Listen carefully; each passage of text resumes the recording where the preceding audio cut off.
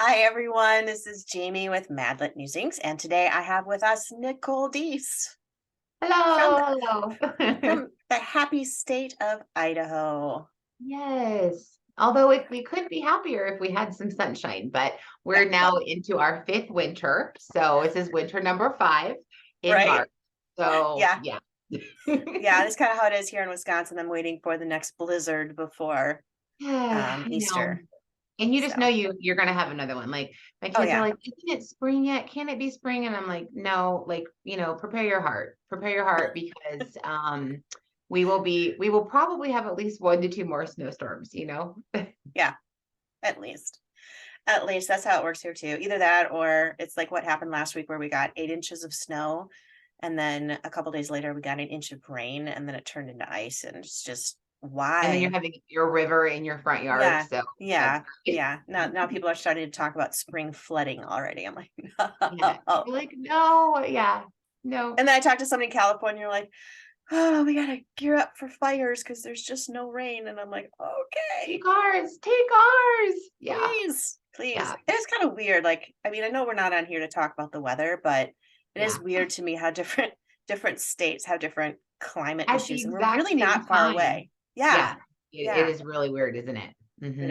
is weird. But yes, we're not here to talk about the weather for the readers that are starting to get concerned that they tuned into the wrong podcast. Yeah. They probably wouldn't want our expertise on weather because mine No, is about no. that deep. That's about Yeah. it. Oh yeah. But yet I That's can what I still talk know. about it for an hour. Yeah, that's what I know. Readers are starting to think, well, Jamie and Nicole must not know each other very well because they've, gone back to the whole thing of Right. weather Talk about the because that's all weather. they have to talk about. Yeah, no, it's the fact that we talked for an hour before we got on the I know, podcast. exactly. So Now we're like, yeah. oh wait, we have to talk for another 20 minutes. I should just hit record. So for the readers that just tuned in, you missed the hour of recording that we didn't do where we talked about boys turn into teenagers and Mm, parenting and all the deep things in life. So yeah. now we'll And move trying to on be to moms fiction. on deadlines. Trying to be Moms moms on on deadlines. deadlines. Yeah. That's its own podcast, that's for sure. That's its own podcast. Yeah. However, we're both moms on deadlines, so we don't have time to do it. Nope. Oh, fun. Okay, so you have a new book that's coming out. Tell Yeah. us about it, and tell us about you for the readers who might not even know who you are.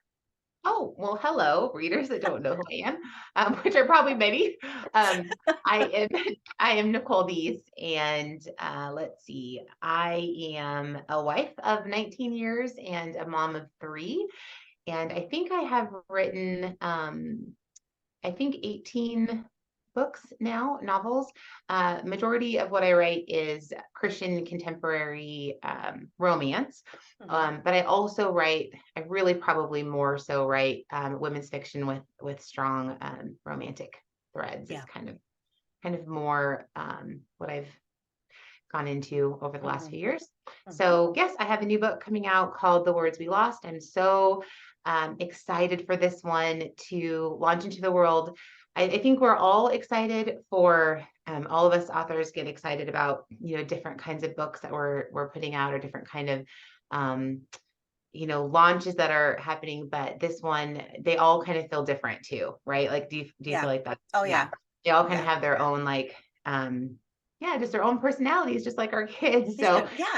Yeah. I think this one is really tender to my heart. It was, it kind of came to me really almost like a movie. Mhm. I've described that before. I've only had that happen a couple times, but I really just saw kind of a almost like a total movie without all of every single plot point, but kind of from beginning to end. And I Mhm. knew that some of my own personal story needed to be put into this Mhm. book, and I was kind of ready for that journey for the first Mhm. time. And so, yeah, but it's about a uh, senior acquisitions editor at a fictional publishing house who Mhm. has just recently, within the year, gone through a pretty traumatic loss of her best friend, who also happens to be her best-selling author that she's worked with for a long time. And so there's some there's some hard things that she's going on through personally and in her job, but then there's this kind of moment where she realizes that maybe if she could find this manuscript that was never turned in by her best friend Cece,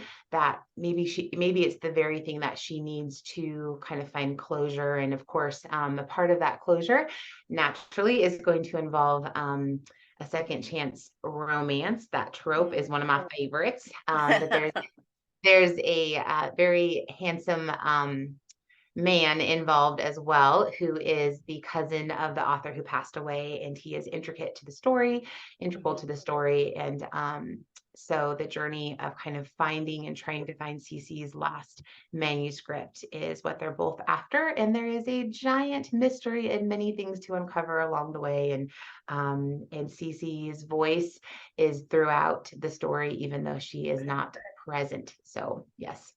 There's a lot of newness for me in this book. I was gonna say, that sounds well layered and quite the journey for you to take as an author.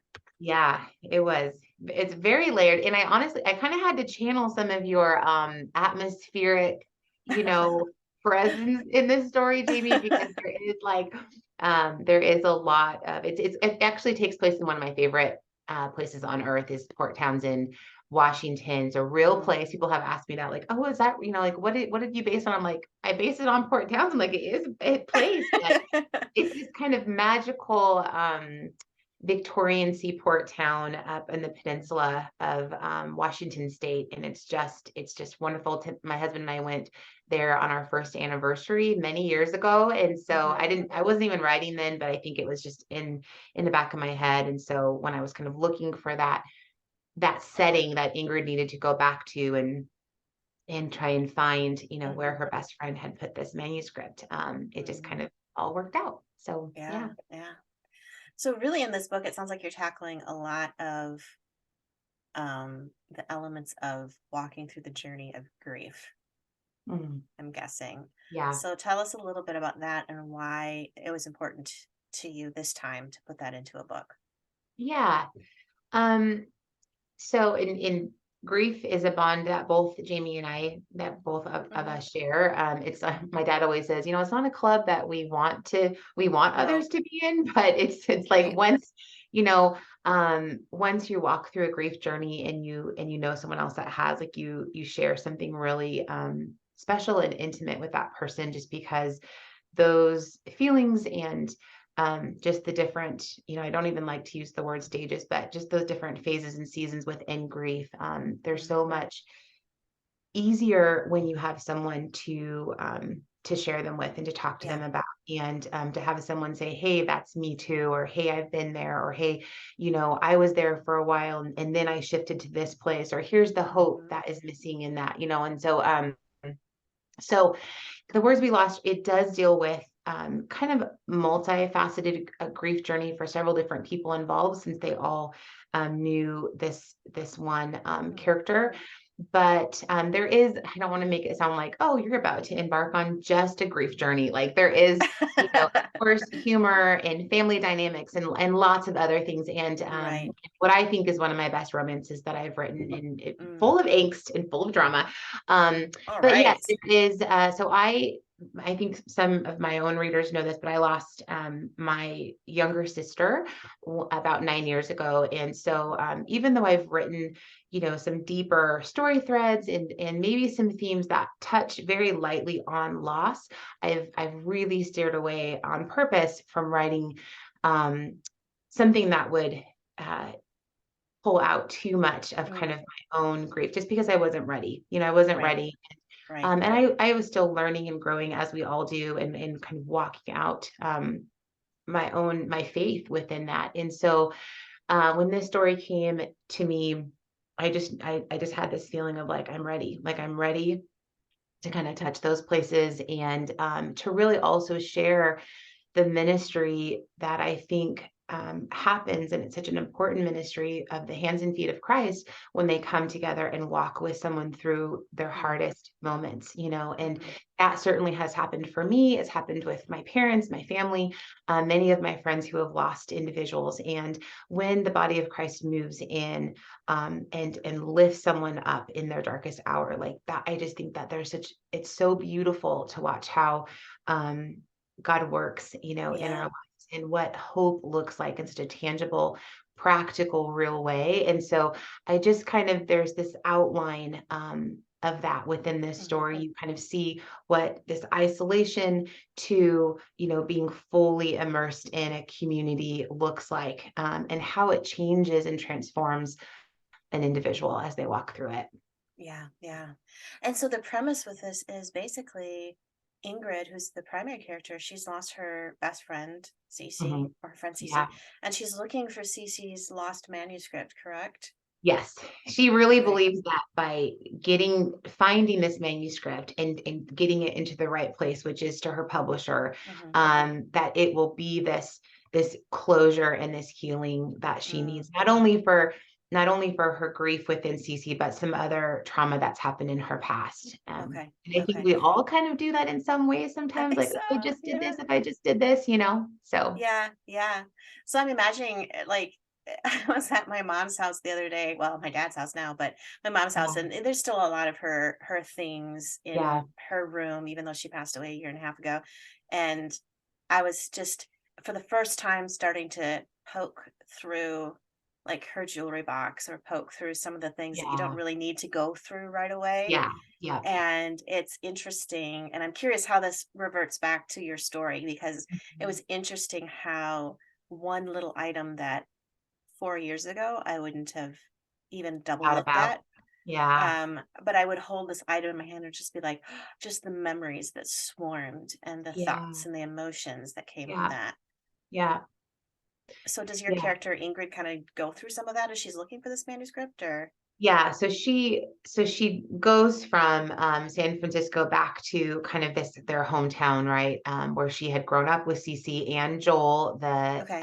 love interest, Mhm. and they were all 3 of them had this really beautiful bond, and friendship from a young age, and so, yeah, she goes back to Cece's cottage, and is kind of, looking around and seeing different things, and it's so interesting. I completely relate to that as in my own journey, just seeing Mhm. little things or even people, I think even people 9 years later that will wear something that, like, actually, this just happened to me at church the other night. There's a keyboardist playing, and just an angle of what she did reminded me of my sister so Mm, much. And now it's not the like flood of, instant tears and all of that, but it's more right. just like, oh, like this like heart hug, almost this Mm, like squeeze in your chest that's like, oh yeah, like, that reminds me of my sister when she did that or when she was worshiping yeah, God or whatever. And so there's gratitude there mixed with the grief. And I yeah, think both of those can be in tandem. And Ingrid really experiences that as well, when she goes to Cece's house. And there's fun memories and there's harder moments too, but all kind of are working together for this bigger purpose, as what happens in our own lives. Like God is with us in right, our pain. God is continually molding and shaping and transforming us, and He right. does that for sure. And I think that's what happens with my character as well. So Mm. I love that. I love that. So, okay, and you alluded to this earlier. You were like, this isn't just a journey through grief. So there's romance in here. yeah, So we should probably talk about that a little bit. So yeah. how does the second chance romance work into this story? Okay, so this is not too much of a spoiler. So right in the beginning, as we kind of see, like, Ingrid is stuck kind of in her job. She's, Okay.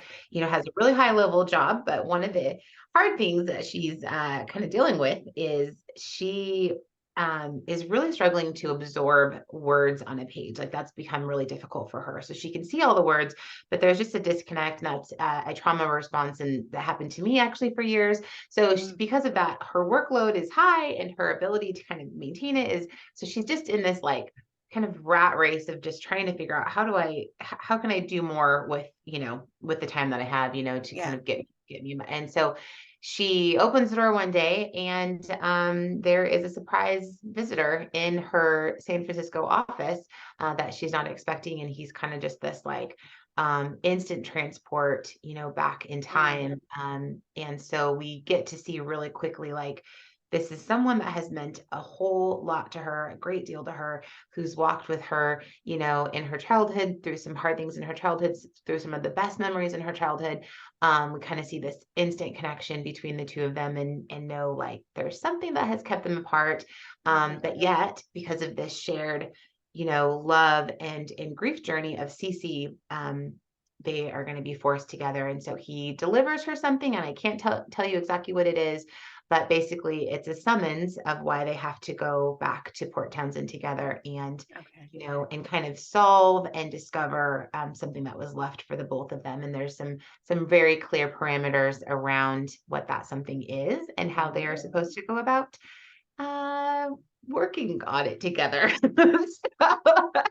But they're I might, they're very, it's like I said, there's a lot of angst and there's a lot of tension, which I love. Like, give me some romantic tension. That's my right. favorite.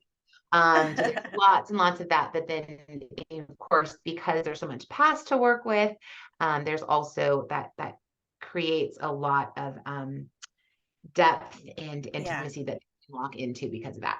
Yeah. I like those kind of romances just because, um, I don't know, for some reason they feel more realistic to me. Like I do there's more, too. Yeah.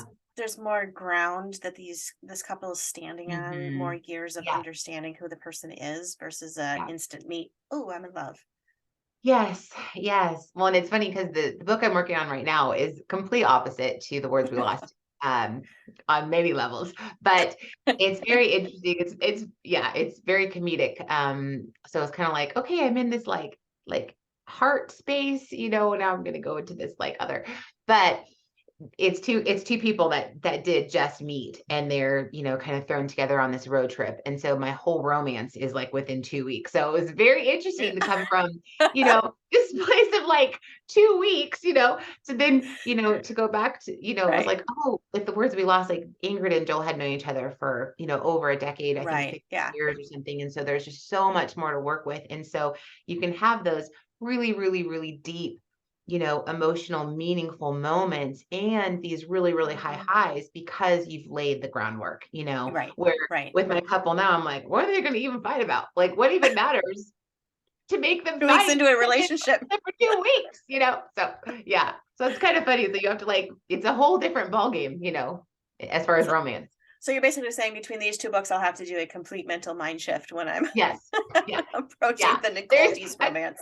Yeah, there's a couple, you know, a couple connecting factors because it is one series, but yeah, there's a different feel between the two of them, that's for sure.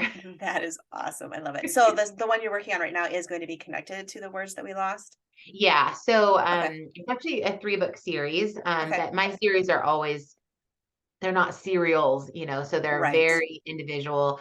But the connecting factor is the Fog Okay. Harbor Books, which is the publishing house in San Francisco. So Okay. they're each kind of, there's one editor that is connecting them all, and and then the you know, there's publishing somewhere within the mix of the story, but other than that, they're very individual. That's super cool. I love it. So yeah, so this book comes out April 11. 11th. Yeah, Yes. So people can get it pre-ordered right now, yeah, which is a good that would idea. be great. Yeah, Authors love pre-orders and I readers do. love pre-orders because then sometimes you actually get the book before the quoted release Yeah, date. I have received, when I have purchased books from Bigger Book House as a Mhm. pre-order, I have received Yeah. one 2 weeks before the date before. Yeah. So Yeah. I think it's pretty common, like 1 to 2 weeks prior to Yeah. release. Which is Mhm. awesome. I know. I'm all for that because then it's less time to wait. So Yes. Nicole, readers who want to find out more about this book and find out more about you, where Yeah. should I send them? They can find me on Instagram is probably where I'm most active on the socials. Okay. And that's just Nicole Deese author, or they can go to my website, which is currently under construction, but you can still access it. But that is, I think, just NicoleDeese.com. I should know, but I'm pretty sure. I think you're right. NicoleDeese.com. I think you're Jamie right. knows.